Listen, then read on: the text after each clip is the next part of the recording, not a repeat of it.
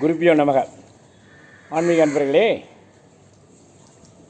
தகப்பனார் வார்த்தை குரு வார்த்தையை கேட்கணுங்க. இல்லைன்னா வாழ்க்கையில் ரொம்ப சிக்கல் வந்துடும். கண்டிப்பாக தகப்பனார் வார்த்தையை ஒரு பிள்ளையும் கேட்கணுங்க. ஒரு வட இந்தியாவில் ஒரு குரு ஆசிரமம் வச்சு பிள்ளைங்களுக்கெல்லாம் பாடம் சொல்லி கொடுத்துன்னு இருக்கார். நிறைய பிள்ளைங்க படிக்குது. அதில் அவரோட பிள்ளையும் அவருக்கு சிஷ்யனாக இருந்து படிக்கிறாருங்க. என்ன பண்ணுறாரு, குரு பாடம் நடத்துகிறாரு.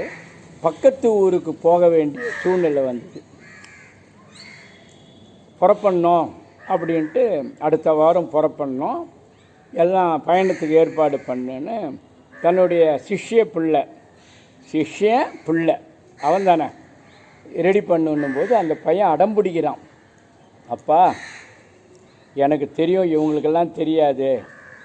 நீ மந்திரம் சொல்லி தங்க காசை ஆகாசத்துலேருந்து வர வைக்கிறிய, அந்த மந்திரத்தை எனக்கு சொல்லி கொடு அப்படின்னு. இல்லைடா, அது உனக்கு இப்போ வேணாண்டா, எனக்கு அப்புறம் நீ அந்த மந்திரத்தை கற்றுக்கினா போதும், இப்போ நீ அது கற்றுக்கக்கூடாதுன்றான். அதெல்லாம் அடம் பிடிக்கிறான் பையன். அதெல்லாம் கிடையாது, எனக்கு கற்றுக் கொடுக்கணுன்றான். சரி, கற்றுக் கொடுக்குறேன், ஆனால் அந்த மந்திரத்தை நான் உயிரோடு இருக்கும்போது நீ உபயோகப்படுத்தக்கூடாது. படுத்தினியானா உனக்கு மரணம் வந்துடும். சரிப்பா, நான் பார்த்துக்கிறேன் அப்படின்னு சொல்லிவிட்டு என்ன பண்ணாங்க, அப்பாவும் பிள்ளையும் பக்கத்து ஊருக்கு போகிறாங்க. ஏதோ ஒரு அலுவலாக போகிறாங்க. வழியில் திருடர்கள் வந்தாங்க. திருடர்கள் ரவுண்ட் அப் பண்ணிடுறாங்க. என்ன பணம் இருக்குது, ஏது பணம் இருக்குது, குடு வாண்ணும்போது கொஞ்சம் அதெல்லாம் பத்தாது, இவ்வளோ பணம் கொடுன்னு அடாவடி பண்ணும்போது அப்போ சொன்னான் திருடர் தலைவன், ஒன்று பண்ணுறேன், பையனை நான் இங்கே நிறுத்திக்கிறேன், நீ ஊருக்கு போய் பணம் இவ்வளோ எடுத்துன்னு வான்ட்டு சொல்லி அனுப்புகிறாங்க. குரு என்ன சொல்கிறாரு, அதான் அப்பா என்ன சொல்கிறாரு, மகனே நீ பத்திரமா இரு, நான் 10 மைல் தான் இங்கேருந்து, நான் போயிட்டு பணம் எடுத்துட்டு வரேன், கவலைப்படாமல் இரு அப்படின்னு சொல்கிறாரு. சரிப்பா, நான் இருக்கேன்பா, நீ போயிட்டு வா அப்படின்றான். அப்புறம் என்ன ஆச்சு, அவனை கட்டி போட்டிருக்காங்க பாருங்கள்.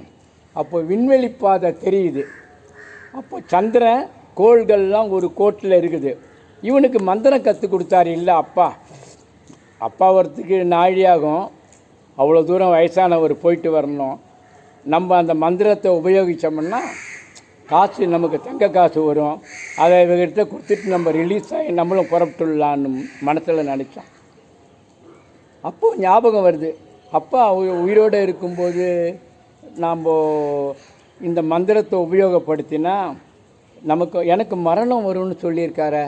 அதெல்லாம் சும்மா ஜுஜுபி, சும்மா சொல்கிறாருன்னு சொல்லிவிட்டு இவன் என்ன பண்ணான், பையன் என்ன பண்ணான், சிஷ்யன் அந்த தலைவனை கூப்பிட்டு, என் கை கட்டெல்லாம் அவுத்து விடுப்பா, நீ ஏன்டா எதுக்குடான்றான்.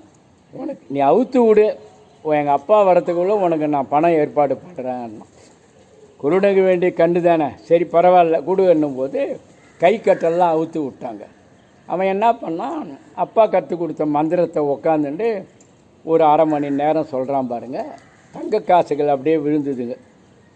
பூரா மூட்டை கட்டினான். இந்த பார், இவ்வளோ தங்க காசு கொடுத்துட்டேன், என்னை ரிலீஸ் பண்ணிவிடு, நான் எங்கள் ஊருக்கே போயிடுறேன். ஆஹா, இதை விட என்ன வேணும் எனக்கு அப்படின்னு சொல்லிவிட்டு, சரி இன்றைக்கி மட்டும் என்னோட விருந்து சாப்பிடு, விருந்து சாப்பிட்ட பிறகு உன்னை அனுப்பிடுறேன்னு ஒன்று.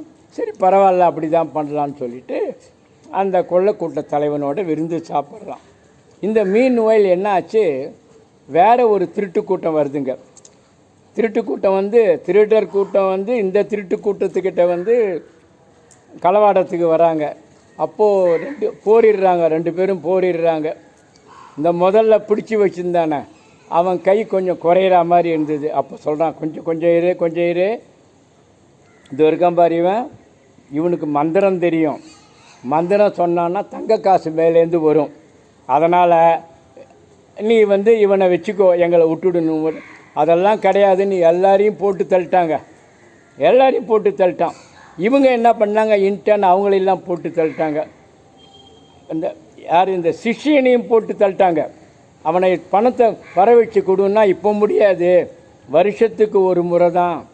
அந்த கோள் சந்திரன் கோளில் வந்து ஒரு நேர்கோட்டில் பாதையில் போகும்போது கோள்கள்லாம் சேரும்போது அந்த நேரத்தில் தான் வரும்னா. இவன் ஏதோ கதை சொல்கிறான்டா போடுறான்னு அவனையும் போட்டாங்க. எல்லாரையும் போட்டாங்க சார். 2 பேர் தான் மிஞ்சினான். 2 பேர் தான் மிஞ்சினான். இந்த தங்க காசெல்லாம் அங்கே இருக்குது. ஓரமாக மரத்துங்கீழே போனான். டே, இந்த தங்க காசை 2 பேரும் பங்கு போட்டுக்கலாம், நம்ம உள்ள சண்டை போடக்கூடாதுன்னா.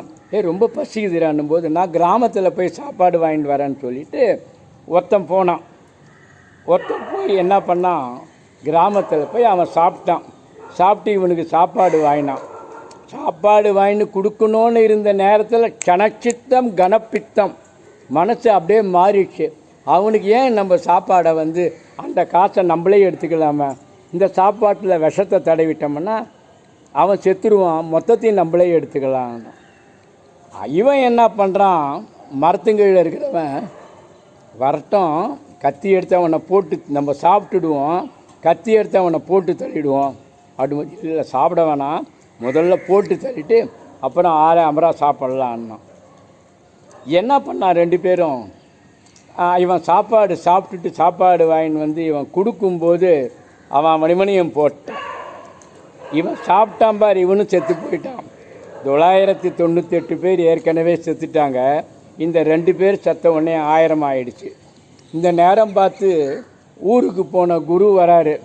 பையனை பார்த்து துடிக்கிறார். அடே, என்னுடைய தந்தை சொல் மிக்க மந்திரம் இல்லை, உனக்கு தெரியாதா, தப்பு பண்ணிட்டேடான்னு சொல்லிட்டு அவனுடைய உடம்பெல்லாம் எடுத்து கிரியை பண்ணிடுறாரு. எதுக்கு இந்த கதை சொல்கிறேன்னா, அப்பா வார்த்தையை கேட்கணும், குரு வார்த்தையை கேட்கணுங்க. நன்றி, வணக்கம். ஹர ஹர ஹர ஹர மகாதேவ்.